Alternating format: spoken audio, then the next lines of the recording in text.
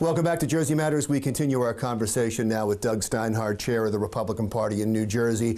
Phil Murphy bragged recently that he's going to add 600,000 people to the voter rolls because of automatic registration. When you go up to apparently get any state ID, you're going to be registered to vote.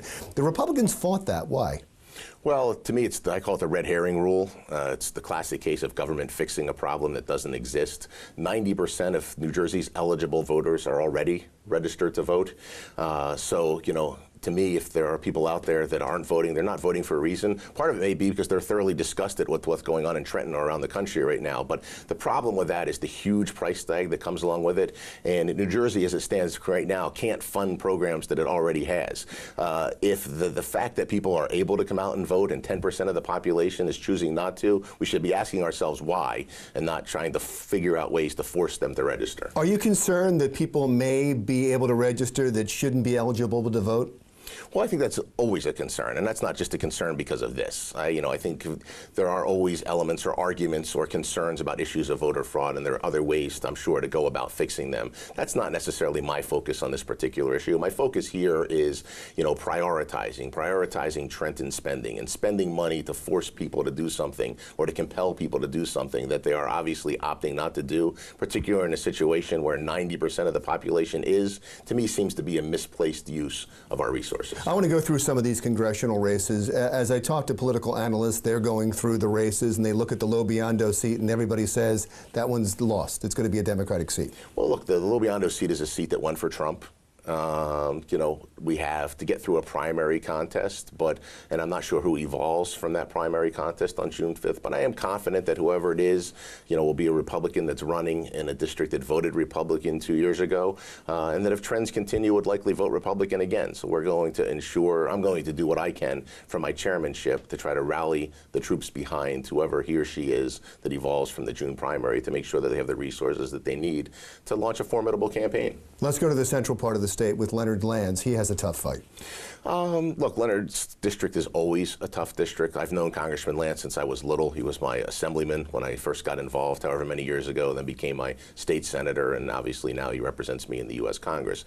You know, the Congressman Lance, his strength has always been his constituent service, his ability to connect with the folks that he represents, and that has carried him through time in and time out throughout the course of his career, whether it was in the legislature and now in the Congress. And, you know, while I think people say that it's a district that will be a little closer because there's a lot of attention being paid to it, Congressman Lance's, you know, history as a statesman and I think his ability to deliver to his constituents will carry him through. Chris Smith's seat, MacArthur's seat, when you talk to people, they think that they might be safe Republican or at least lean Republican. The interesting seat is Frelinghuysen, since he's retiring.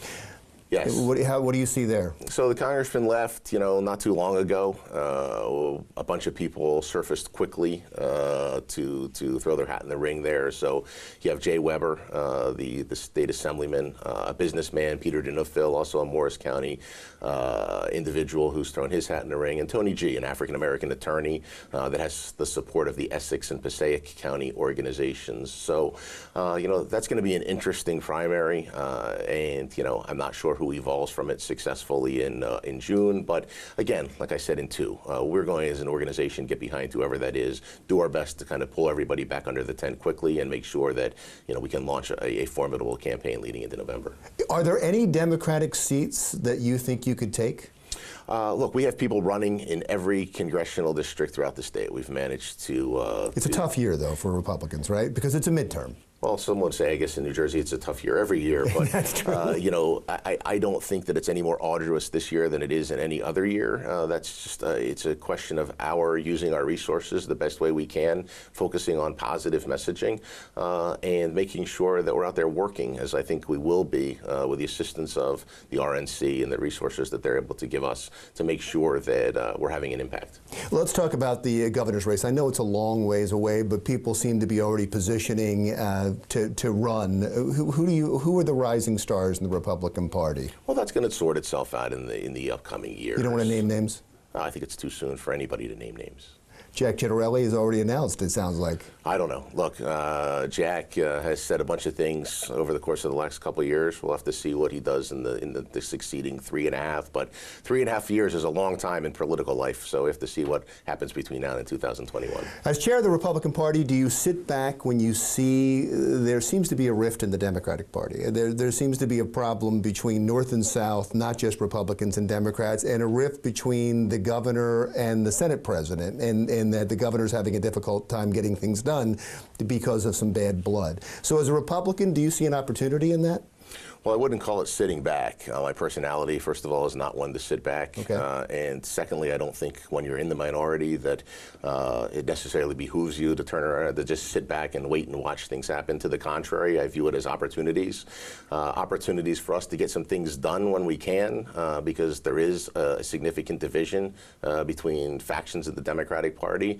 So there are opportunities where, our Republican legislators become valuable assets to one side or the other in order to get agendas passed. So, we sit and look for those, and we're going to exploit them when we can. Beyond that, we're using the opportunities that we have to kind of increase our messaging and make sure that it's reaching folks on a regular basis. So we're doing anything but sitting around quietly. We're being vocal and active. It was a bad choice of words. No, sit that's back, okay. but it is an opportunity. Specifically, where do you see an opportunity in that?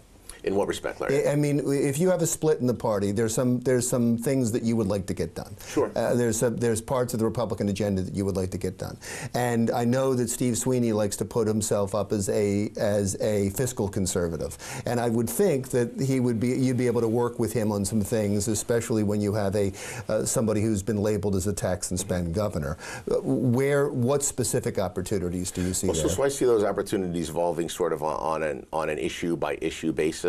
And working with our Senate Minority Leader and our Assembly Minority Leader, Senator Kaine, Assemblyman Bramnick, we do our best to identify what they are on an issue by issue basis, and then work with the Democrats in both the Assembly and the Senate to try to align ourselves when we can to do things that we think are consistent with our mutual goals. And I think that goal, at least from the Republican perspective, is to try to bring some common sense and affordability back to the state, where we can align ourselves with the governor because they're consistent with things that I think our constituents believe in, and we'll do that as well.